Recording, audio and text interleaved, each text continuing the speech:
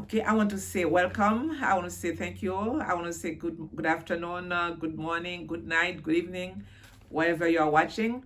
My name is Nikita. This is the first episode, I would say, of the Diaspo Voice. Diaspo Voice is a program where we intend to cover issues that pertain to our life in the diaspora, especially in the United States. So many of us as immigrants, we tend to focus on issues that affect our countries. So maybe for 30, 40 years, a generation is growing or a generation had grown. So we're still talking about, it's important that we pay attention to our native lands, but we need to know what is happening in this country as well.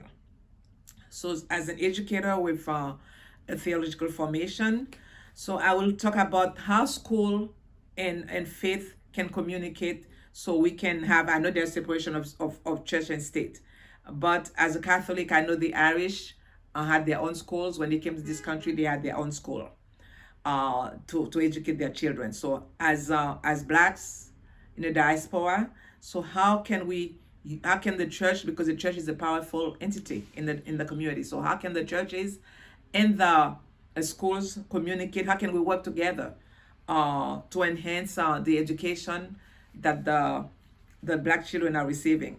So when we say education, yes, we do believe in education, but what we are saying is that we get an education to we have a job, education for a job, but is that education useful to our community? So how is that education impacting our community, our relationship with one another? So in order to have a good education, I believe that there needs to be communication among the stakeholders. We are not seeing that. So we are seeing stakeholders are talking less and less with each other.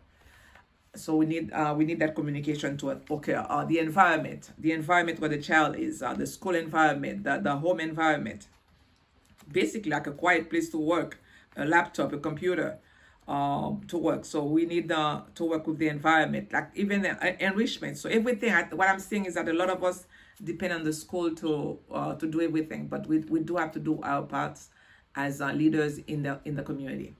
Okay, so this is our first episode, our first segment. Welcome.